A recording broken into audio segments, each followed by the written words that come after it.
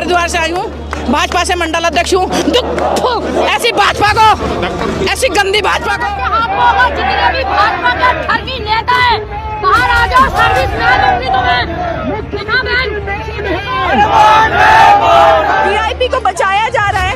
बहुत शर्म की बात है, 21वीं सदी में एक औरत को सड़कों पे आना पड़ रहा है। उत्तराखंड की अंकिता भंडारी का नाम आपको याद है?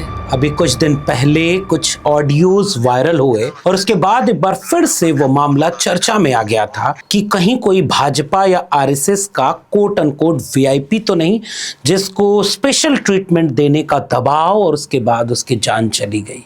पूरे उत्तराखंड में आंदोलन खड़ा हो गया। लोग देखते देखते सड़कों पर उतर गए, हर तबके के लोग उतर गए कि उस बेटी को न्याय मिले। और आज कोर्ट की तरफ से एक न्याय मिला है।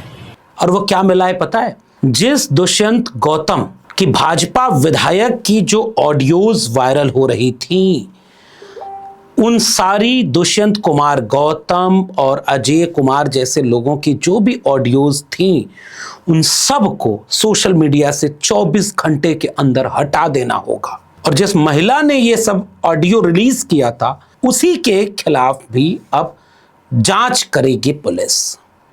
ये है न्याय। शायद ये वही न्याय है जिसको मांगने के लिए उत्तराखंड की महिलाएं सड़क पर उतरकर चीख रही थी कि बहन बेटियों को बीजेपी वालों से बचाओ। बहुत शर्म की बात है, 21वीं सदी में एक औरत को सड़कों पे आना पड़ रहा है कि मुझे न्याय दो। कहाँ का सीएम है जो न्याय नहीं दे पा रहा है?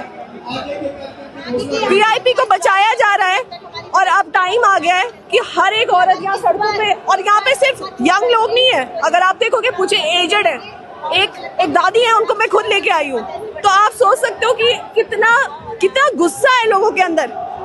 एक महिला को सुनिए, वो कैसे आक्रोश में अपने हाथ में एक हथियार लेकर के क्या बोल रही है। ये हर औरत के हाथ में होगा, जितने भी भाजपा के ठगी नेता है बाहर आ जाओ, सर्विस मैं दूंगी तुम्हें। फिर एक महिला को अब सुनिए जो कह रही है कि मैं थूकती हूं ऐसी चीज पर। मैं हरिद्वार से आई हूँ, भाजपा से मंडल अध्यक्ष हूँ। ऐसी भाजपा को, ऐसी गंदी भाजपा को, जिसने आज हमें रुला दिया। हमारी पहाड़ की बेटी, 19 साल की बेटी के साथ ऐसा बलात्कार किया और फिर उसे धक्का दे दिया। मगर इन दरिंदों को पता नहीं था कि पहाड़ की देवी देवता भी होते हैं। वही बन के निकली है, नहीं तो 3 साल का मुद्दा कोई नहीं निकाल सकता। उसके बाद इन रैलियों, जुलूसों और नारों को सुनिए जो न्याय मांगने के लिए उत्तराखंड के पहाड़, जो सुनसान पहाड़ हैं, अमूमन वहां इस तरह की आप गैदरिंग नहीं देखते होंगे, वहां ये हुआ। देखिए इन सबको, इतने बड़े सवाल के बाद, पूरे देश में हंगामे के बाद, न्यायालय ने कहा है कि 24 घंटे के भीतर ये सारी तस्वीरें, वीडियोस, ऑडियोज जो उस ऑडियो रिकॉर्डिंग से जुड़ी हुई हैं, उनको आपको हटाना पड़ेगा। उत्तराखंड के लोग सड़कों पर उतर करके सीबीआई जांच की मांग कर रहे थे इस बात की कि भाई ये हुआ क्या? इतना बड़ा केस, इतना संदिग्ध केस, एक बेटी जो इतनी कम उम्र की है और वो काम कर रही है, मेहनत कर रही है, एक होटल में रिसेप्शनिस्ट के काम पर जाती है। उत्तराखंड जिसे देवभूमि कहा जाता है, और वहां पर 24 घंटे के भीतर बेहद संदिग्ध परिस्थितियों में, बेहद खराब हालात में वो मार दी जाती है। और उसके बाद इस मामले में जहां ये सब घटनाएं हुई, बुलडोजर चलवा दिया सरकार ने। बड़े बड़े लोग, होटल किसका, रिजॉर्ट वो किसका, उसमें जो नाम आया वो किसका, अब जिसका नाम आया वो किसका, ये सारे सूत्र भाजपा से जुड़ रहे थे, इसलिए न्याय अलग हो रहा है। ये सवाल अब उत्तराखंड में आज लोग उठा रहे हैं। वे सारे लोग ये सवाल पूछ रहे हैं कि ये कैसा न्याय है साहब? कल को यही हुआ था उन्नाव रेप केस में, इतना ब्रूटल, इतना अमानवीय। सिनेमा में गुंडे जैसे करते थे उससे ज्यादा बुरा। पहले रेप, फिर उसके बाद उसको परेशान करना, फिर घर वालों का बारी बारी हत्या पे हत्या हो रही है, मौत हो रही है। पिता को ही पुलिस उठा ले गई, पुलिस इतना मारती है कि उनकी संदिग्ध मौत, वकील पर हमला, परिवार के लोगों पर हमला, गाड़ी पर ट्रक आके चढ़ गया, मर गए लोग। उसके बाद जो आरोपी है उसे कोर्ट कह रही है कि ये पास्को इस पर नहीं लगता, इसे बरी कर देना चाहिए। फिर सड़कों पर आंदोलन, फिर पूरे देश में हंगामा, फिर एक सवाल कि अगर ऐसा होगा तो न्याय कैसे मिलेगा। शुक्रगुजार थे वो लोग जो उस उन्नाव की रेप पीड़िता के लिए आवाज उठा रहे थे, जिन्हें जंतर मंतर पर जब वो आंदोलन कर रहे थे तो देखिए कैसे पुलिस घसीट घसीट कर रेप पीड़िता को, उसके समर्थक करने वाले लोगों को उठा ले जा रही थी। और बलात्कारी के पक्ष में सोशल मीडिया पर वे सारे ट्विटर हैंडल खड़े हो गए थे जिनके महबूब नेता मोदी जी हैं। ये रिश्ता क्या कहलाता है। और फिर उस कोर्ट को रद्द करना पड़ा कि ऐसे मत छोड़ो भाई, ये खास मामला है।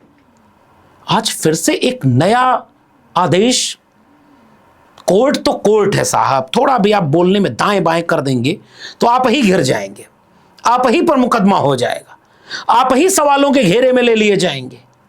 लेकिन उत्तराखंड के वे तमाम न्याय पसंद लोग, अमन पसंद लोग, लैंगिक समानता को मानने वाले लोग जो सड़कों पर हजारों की तादाद में उतरे थे, इन लोगों को आप क्या जवाब देंगे? जज साहब को इन वीडियोस को देखना चाहिए। यानी अभी आपने जितनी वीडियोस देखी इन सब में एक मांग थी कि सीबीआई जांच कराओ, खास जांच कराओ, तुरंत जांच कराओ, क्योंकि यह मामला सामान्य नहीं लग रहा है। आप उस महिला को भी पकड़ो जिसने ऑडियो जारी किया है, वो ऑडियो को साबित करे, उसको भी जांच कराओ। आपने क्या ऑडियो जांच करके यह साबित कर दिया सारी तकनीकी का इस्तेमाल करके कि वे सारी ऑडियोस फर्जी हैं, वो महिला गलत बोल रही है, या ये सारी चीजें गलत हैं? इसलिए हम 24 घंटे में इन सब को, आपने कांग्रेस पार्टी, आम आदमी पार्टी सीधे कह के बोला। और हो सकता है आप उनसे बड़ी बड़ी पार्टियां हैं तो उनसे डिलीट करवा दें, और उस ऑडियोज को शेयर करते हुए जिन लोगों ने न्याय के लिए आवाज उठाई, जो सामान्य ट्विटर हैंडल है, हो सकता है कल को सबको आप नोटिस भेज दें, उनको आप उलझा दें, फंसा दें। फिर न्याय के लिए अगली बार कोई कैसे आवाज उठाएगा, कैसे कोई जन आंदोलन बन पाएगा? जो उन्नाव से लेकर के अंकिता भंडारी उत्तराखंड के मामले इतने बड़े उठ गए, इतने ज्यादा चर्चा में आ गए, हाथरस को भी इसमें जोड़ लीजिए, दलित बेटी आधी रात को जला दिया, इन तीनों मामलों को एक साथ रखेंगे तो पाएंगे कि शायद अभी तक वो न्याय नहीं हुआ जो पीड़ित परिवार मांग रहे थे। मैंने पहले भी वीडियो बनाई थी, फिर से कह रहा हूं, हाथरस के केस में अधिकांश आरोपी बरी हैं, और जो एक जेल में है उस पर भी वो मामला नहीं दर्ज है जो परिवार चाहता था। ये न्याय है, ये समाज पूछ रहा होगा। वो जज साहब इसका जवाब दे दें, सत्ता में बैठी भारतीय जनता पार्टी जवाब दे दे, टीवी चैनलों पर बैठे एंकर पत्रकार जवाब दे दें, ब्यूरोक्रेट जवाब दे दें। अगर ये सारे जवाब नहीं देंगे तो फिर जवाब देगा कौन कि हाथरस में आधी रात को जलाई गई दलित बेटी के परिवार वालों को न्याय मिला क्या? कौन जेल में है? ऐसे ही उन्नाव केस में जो हुआ अभी चंद दिनों के भीतर, वो न्यायप्रिय था क्या? सुप्रीम कोर्ट अगर रोकता नहीं तो वो तो बेल मिल जाती, जमानत मिल जाती, वो बरी हो जाता, बलात्कारी जिसके ऊपर आरोप है। तो न्याय तो दिखना चाहिए ना। अब ऐसा तो नहीं होगा कि टेलीविजन चैनल पर बलात्कार के आरोपी जो जेल में बंद हो, उसकी बेटी को आप चैनलों पर बुला करके और फिर उसका भी इंटरव्यू दिखाने लगी। फिर या तो उधर से भी एक केस होना चाहिए था। हो सकता है कि कुलदीप सिंह सेंगर की बेटी सही बोल रही है या रेप पीड़िता सही बोल रही है, दोनों में से कोई एक सही होगा ना। तो सही कौन है ये जांचने का किसके ऊपर जिम्मा है? कौन सवाल पूछेगा कि भाई कुलदीप सिंह सेंगर अगर गलत नहीं है तो न्यायपालिका के सामने उस तरह के सबूत क्यों नहीं आए जो मीडिया के जरिए आ रहे हैं? वैसे ही अगर अंकिता भंडारी के संबंध में जितनी ऑडियो थी वे सारी ऑडियो गलत थी, क्या ये साबित हुआ? अगर कोर्ट कह रहा है कि हाँ वो गलत थी तो उसको साबित कैसे उन्होंने किया है गलत, ये बात बता दें।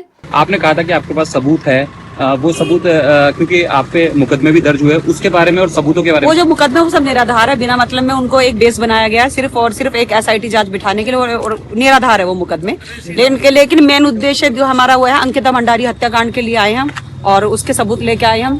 तो माता पिता ने, और उसके बाद आपने 24 घंटे में सब डिलीट करवा दिया। देखिए न्याय की लड़ाई मैं फिर से कर रहा हूं, ये 3 मामले इतने हाईलाइटेड थे, इनमें से किसको न्याय मिला, ये सवाल आप पूछिएगा। और अगर इतने चर्चित मामलों में न्याय नहीं मिल पा रहा है तो भारत के उन हाशिए पर खड़े लोगों को न्याय कैसे मिलेगा जिनके ऊपर होने वाले जुल्म, अन्याय, अत्याचार के लिए दर्ज करने के लिए कोई पुलिस स्टेशन में जगह नहीं है, उनकी पीड़ा दिखाने के लिए कोई टीवी, कोई कैमरा, कोई माइक नहीं है, और उनकी आवाज इतनी तेज नहीं उठ पा रही कि दिल्ली तक को सुनाई दे। उन्हें न्याय कैसे मिलेगा, ये सवाल मैं आपके लिए छोड़े जा रहा हूं। अपनी टिप्पणी नीचे कमेंट बॉक्स में जरूर बताइएगा। फिलहाल इस वीडियो में इतना ही। अगर वीडियो पसंद आई तो लोगों तक शेयर करिएगा। चैनल सब्सक्राइब नहीं किया है तो जाते थे चैनल को सब्सक्राइब जरूर कर लें, बेल आइकॉन दबाएं, अगली वीडियो की सूचना मिलेगी, ज्वाइन करें, थोड़ी ताकत हमें मिलेगी। फिर मिलेंगे, तब तक के लिए बहुत बहुत धन्यवाद।